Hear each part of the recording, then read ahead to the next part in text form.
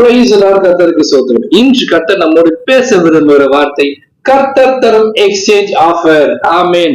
உலகத்துல இருக்கிறவங்க அநேக எக்ஸ்சேஞ்ச் ஆஃபர் போடுவாங்க. பழசை கொடுத்துட்டு புதுசை வாங்கிக்கோங்க, உபயோகப்படாத பொருளை கொடுத்துட்டு உபயோகமான பொருளை வாங்கிக்கோங்கன்னு சொல்லி அது எக்ஸ்ட்ரா காசு கேட்பாங்க. ஆனா கர்த்தர் இன்னைக்கு இலவசமா உங்களுக்கு ஒரு எக்ஸ்சேஞ்ச் ஆஃபர் தராரு. அது என்ன தெரியுங்களா? உங்கள் புலம்பலை ஆனந்த கழிப்பாக மாற்ற போகிறாரு. எதை குறிச்சு நீங்க புலம்பிட்டு இருக்கீங்க? பிள்ளையோட காரியங்கள் சொன்ன பேச்சு கேட்க மாட்டாங்க, கீழ்படிய மாட்டாங்க, படிக்க மாட்டாங்க, திருமண காரியம் என்ன ஆகுது, எப்படி வேலைக்கு போறாங்க, என் குடும்பம் என்ன ஆகும் சொல்லி அநேக காரியங்களை குறித்து நீங்க புலம்பிட்டீங்களா? கர்த்தர்ட்ட வாங்க. கர்த்தர் உங்க புலம்பல ஆனந்த கழிப்பாக, சந்தோஷ மிகுதியாக, ஃபுல் ஆஃப் ஹாப்பினஸ் கர்த்தர் கொடுத்து ஆசைப்பாருங்க. அது மட்டும் இல்லாம ஒடுங்கின ஆடைக்கு பதிலாக துதியின் ஆடை. நான் ரொம்ப ஒடுங்கி போயிருக்கேன், என்ன ஒடுக்குறாங்களா, ஒதுக்கப்பட்டு கிடைக்கிறீங்களா?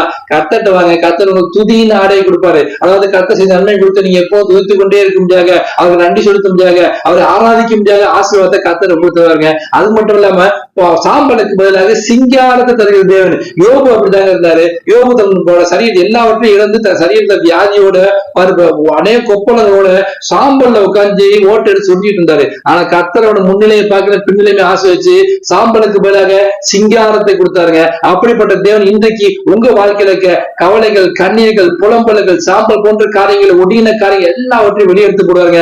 நீங்க கர்த்தர்ட்ட வாங்க. கர்த்தாவே, என்னால முடியல, என்னோட காரியங்களை நீர் பொறுப்படுத்திக் கொள்ளுங்க, என் குடும்பத்தை நீர் பொறுப்படுத்திக் கொள்ளுங்க, என் எதிர்காலம், என்னுடைய ஊழியம் எல்லாவற்றையும் நீர் பொறுப்படுத்திக் கொள்ளுங்க, அவட்ட ஒப்பு கொடுங்க. கர்த்தர் உங்க வாழ்க்கையை அப்படியே மாற்றி போடுவாருங்க. சீயோனின் சிறையை திருப்பும் போது சொப்பனங்கால போடணும் வசனத்தின் பிரகாரமாக இப்படி கஷ்டம் இருந்துச்சா, இப்படி வேதனை இருந்துச்சா, இப்படி உபோதனை யோசிச்சு பார்க்க அளவுக்கு அதை எல்லாவற்றையும் மாற்றி போடுவாருங்க. இவருக்கு நிச்சயமாவே கர்த்தரை ஆசிரியப்படுறன்னு சொல்லி எல்லாரும் பார்த்து ஆச்சரியப்படுறாங்க.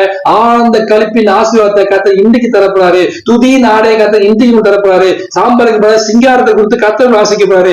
இந்த எக்ஸ்சேஞ்ச் ஆஃபரை கர்த்தர்ட்ட எடுத்துக்கோங்க. கர்த்தர்ட்ட வாங்க. கர்த்தாவே, என் வாழ்க்கையில எல்லா காரியங்களும் நீர் பொறுப்படுத்திக் கொண்டு நம்முடைய தரித்திரத்தை அவர் எடுத்துக்கிட்டு ஐஸ்வர்ய சம்பன் அவரை ஆசிரியத்தை கொடுத்தா இல்லையா, அதே போல எல்லாவற்றையும் மாற்றி போய் பாவத்தை அவர் எடுத்துக்கொண்டு அவருடைய பரிசுத்தை நம்ம கொடுத்திருக்காரு. இப்படி அநேக ஆஃபர் கொடுத்திருக்காங்க. இன்னைக்கு கர்த்தர்ட்ட வாங்க. கர்த்தாவே, நீங்க என் வாழ்க்கையில வாங்க.